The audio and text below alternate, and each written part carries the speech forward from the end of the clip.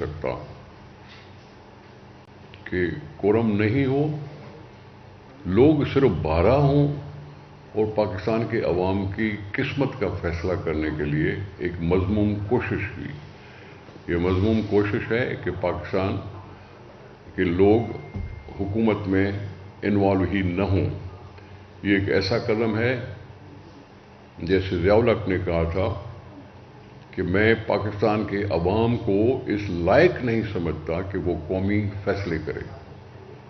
یہ نہ صرف ضیاء الحق نے کہا، مشرف نے بھی وہی بات دہرائی کہ میں پاکستان کے عوام کو اس لائق نہیں سمجھتا، نااہل لوگ ہیں پاکستان کے، کہ ان کو میں بڑے فیصلے کرنے کا موقع دوں، اس لیے میں الیکشن نہیں کراؤں گا۔ یہ تو اور بات ہے کہ جی محترم سپریم جوڈیشری نے اس کی ہاں میں ہاں ملائی اور پاکستان پہ ان کو کہا کہ 3 سال حکومت کرو، اور اس نے مانگا بھی نہیں تھا کہ آئین میں ترمیم کرو، لیکن کورٹ نے، سپریم کورٹ نے ان کو یہ اجازت دے دی کہ تم جاؤ، جو کرنا چاہتے وہ کرو پاکستان کے آئین سے۔ ایبروگیٹ کرنے کی تو طاقت نہیں تھی، لیکن یہ ایک کھلی چھٹی دے دی کہ پاکستان کے لوگوں کو دور رکھو، اور پاکستان کے لوگوں کو ایک دن بھی دور رکھنا ایکچولی پاکستان کے آئین اور پاکستان کے مستقبل کے ساتھ مذاق ہے۔ یہ ملک لوگوں نے بنایا تھا، اور ملک اگر لوگوں نے بنایا ہے تو اس کا فیصلہ اٹل ہونا چاہیے، سپریم ہونا چاہیے، لیکن وہ نہ ہو سکا۔ اس کی دیکھا دیکھی اب سینٹ نے بھی وہ ایک ایسا کردار ادا کرنے کی کوشش کی ہے کہ جب سارے لوگ نامینیشن پیپر بھی بھرے ہوئے ہوں، اسکروٹنی بھی ہو چکی ہو، اور اس کے بعد یہ ہو جائے کہ جی اس کو پوسٹ پون کیا جائے۔ یہ پوسٹ پون ہوں گے نہیں، الیکشن اٹل ہے۔ سپریم کورٹ نے انڈر ٹیکنگ کے ساتھ الیکشن کمیشن کو باور کیا ہے کہ اس کو الیکشن کرانے ہی ہے۔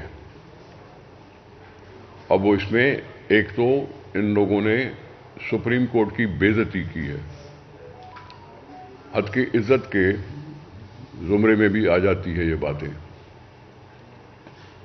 اور 14 لوگوں کی قرارداد سارے ملک پر مسلط نہیں کی جا سکتی۔ یہ کوئی آمرانہ حکومت نہیں ہے، اس وقت نگراں حکومت ہے جس کا ذمہ صرف یہ تھا کہ الیکشن کمیشن کی مدد کرو کہ وہ الیکشن کرا سکے، لیکن وہ سب کو وہ بالائے طاق رکھ کر ایک وہ سازش کی ہے۔ باتیں چلائی جاتی ہیں کہ ملک میں معاشی ایمرجنسی لگاؤ۔ معاشی ایمرجنسی لگانے کا مطلب کیا ہے کہ ابھی تک جو حکومت کے نعرے تھے کہ ہم نے بہتر کیا ہے، ہم نے ڈالر کم کیا ہے، ہم نے پیٹرول کم کیا ہے، ہم نے یہ کیا، ہم نے وہ کیا، ان سب کی بھی نفی کر رہے ہیں۔ پاکستان کے عوام میں اور پاکستان کی حکومت میں اتنا دم ہوتا ہے کہ وہ اکانومی کو ٹھیک کر سکتے ہیں۔ IMF کا معاملہ بھی ٹھیک ہو گیا ہے، اور دوسری چیزیں بھی آرام سے چل رہی ہیں۔ مسئلہ صرف یہ ہے کہ جی نگراں حکومت نے ٹائم کچھ زیادہ لے لیا، الیکشن کمیشن کی وجہ سے انہوں نے ہلکا بندیوں کا بہانہ بنا کے اور ٹائم کچھ دلا دیا۔ پنجاب میں 1 سال سے الیکشن نہیں ہو رہی، KP میں نہیں ہوئی، قومی اسمبلی اب جب سب ڈیزالو ہیں، اور پاکستان کا وہ مسئلہ کہ آگے پیچھے الیکشنز نہ ہوں وہ بھی ختم ہو گیا۔ اب 1 ڈے پول کے لیے ساری قوم انتظار کر رہی ہے، ساری قوم کو انتظار ہے کہ یہ کب ہمیں موقع ملتا ہے کہ ہم اپنی فیصلہ دے سکیں۔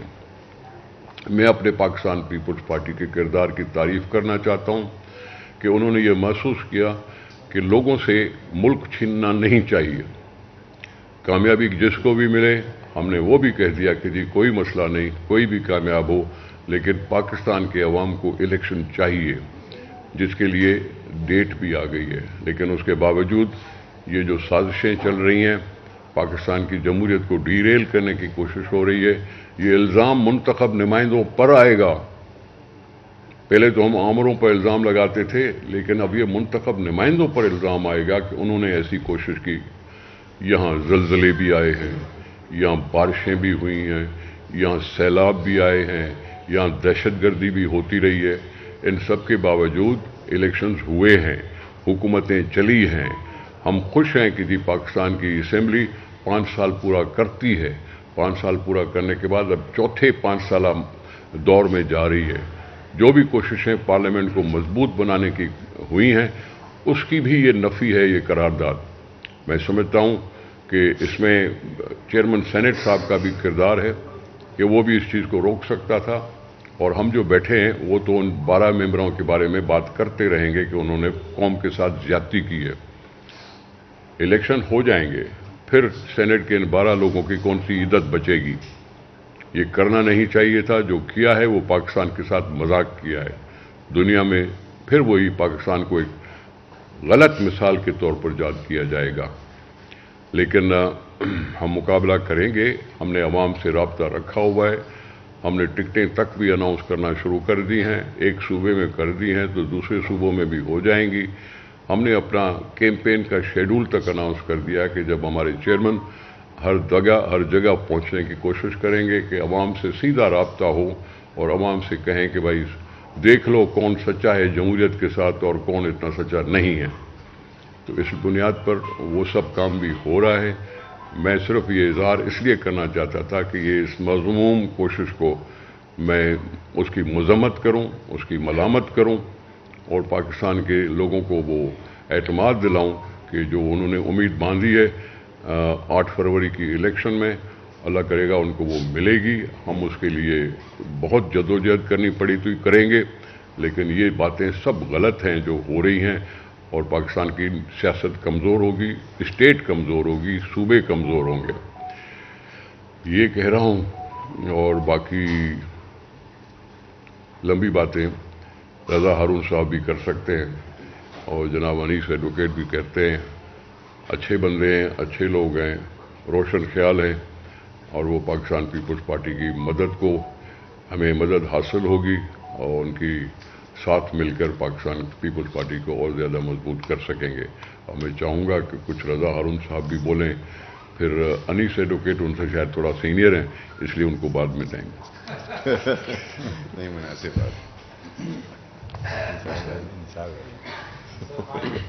ये थोड़ा इधर कर दीजिए, ये माइक आवाज़ आई चल जाएगा। रज़ा भाई की आवाज़। मेरा और रज़ा का मुकाबला होता था आवाज़ में। बिस्मिल्लाह।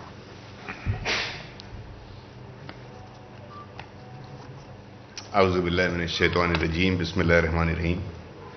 सबसे पहले तो मैं पीपल्स पार्टी सिंध के सदर और हमारे बड़े देरीना रफ़ीक भी रहे हैं, हमारे सीनियर असेंबली में भी रहे हैं, स्पीकर रहे हैं, मुख्तलिफ ओहदों पे आपने इनको देखा है। निसार खोड़ो साहब एक बड़ा नाम है, वैसे भी एक बड़ा सियासत के अंदर नाम है। वकार मेदी साहब भी हमारे भाइयों की तरह हैं, जो सेक्रेटरी भी हैं सिंध के, और हमारे दीगर दोस्त यहाँ बैठे हैं पाकिस्तान पीपल्स पार्टी के। आप तमाम साफ़ी हज़रात सबका बहुत बहुत शुक्रिया यहाँ आने का, और अस्सलाम वालेकुम। मैं बहुत सारी बातें करना चाहता हूँ, नहीं करूँगा आज। मुख्तसर बात करूँगा जो इस प्रेस कॉन्फ्रेंस के मौजू के हिसाब से। जरदारी साहब से हमारी मुलाकात हुई नवंबर के शुरू में, और उन्होंने हमें दावत दी, उनसे हमारी गुफ्तगू हुई। उस गुफ्तगू के अंदर हमारे बहुत से टॉपिक पे हमारा डिस्कशन हुआ, और मैं बहुत ही सरप्राइज्ड हुआ, प्लेजेंटली सरप्राइज्ड हुआ। मेरे ख्यालात जो पहले थे, मैं पहले भी मुलाकातें हुई हैं, लेकिन इस तरह एक सब्जेक्ट को लेकर कभी इतनी मुलाकात हमारी नहीं हुई थी।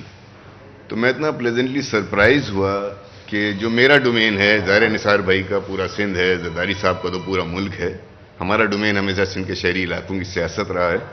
तो वो जो मैंने उनके ख्यालात सुने और उनका जज्बा देखा, उनकी ख्वाहिशात देखी शहर के लिए, मैं बड़ा सरप्राइज हुआ, सच्ची बात आपको बताऊं।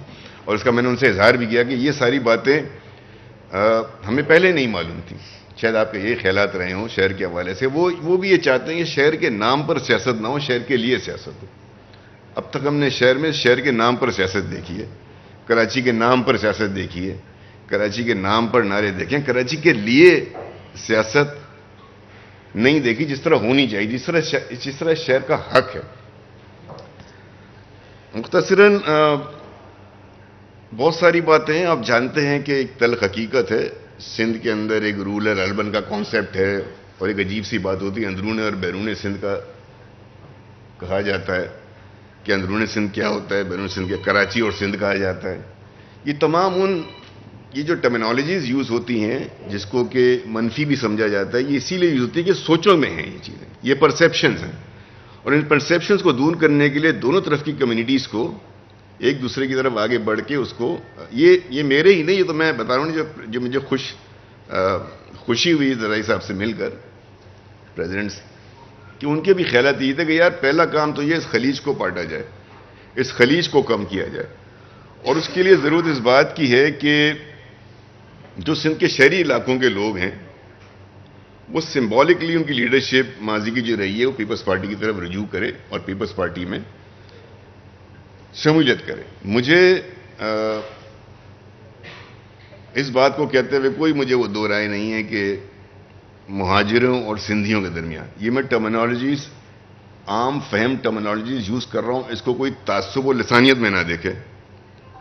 ان کے درمیان اس ڈویژن کو جو سوچوں میں اس کو ختم ہونا چاہیے۔ آج ہماری دوسری نسل جو ہے اور تیسری نسل جو ہے اس میں یہ سوچ نہیں ہے، یعنی جو آج کے ینگسٹرز ہیں، جو ہمارا یوتھ ہے، ہمارا ایڈلٹ ہے، اس میں یہ سوچ نہیں ہے۔ وہاں تو شادی بیاہ بھی ہو رہا ہے اور عرصے سے ہوتا چلا آ رہا ہے، لیکن یہ سیاسی مصلحتوں کے لیے، سیاسی مفادات کے لیے یہ ایک ڈویژن کریٹ کی گئی تھی، اس کو ختم کرنا ہے۔ یہ ان کا مشن ہے اور اس مشن میں ہم ان کا ساتھ دیں گے، ہماری جس حد تک ممکن ہوگی انڈیویجول کیپیسٹی میں ہم زرداری صاحب کا ساتھ دیں گے، بلاول بھٹو صاحب کا ساتھ دیں گے کہ نہ صرف اس شہر سے اس بلا تفریق ڈسکرمنیشن کا خاتمہ ہو، سندھ سے ہو، بلکہ ہماری آئندہ آنے والی نسلیں اس چیز سے آزاد ہوں۔ آپ کو یاد ہوگا، میں آپ کو یاد دلا چلوں کہ جب 2008 کے الیکشن ہوئے تھے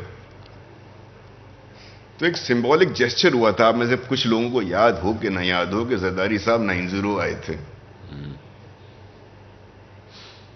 فاروق ستار صاحب وہاں موجود تھے، ابھی ہمارا الائنس نہیں ہوا تھا، کولیشن نہیں بنی تھی، اور اس 9-0 کے گیٹ پہ کھڑے ہو کر بھرپور پریس کانفرنس کرتے ہوئے ہم سب کی موجودگی میں زرداری صاحب نے اپنی ٹوپی اتار کے فاروق ستار صاحب کو پہنائی تھی، اور فاروق ستار صاحب نے اپنی ٹوپی اتار کے زرداری صاحب کو بنائی تھی، اور ساتھ ایک کہا تھا کہ اب یہ اتحاد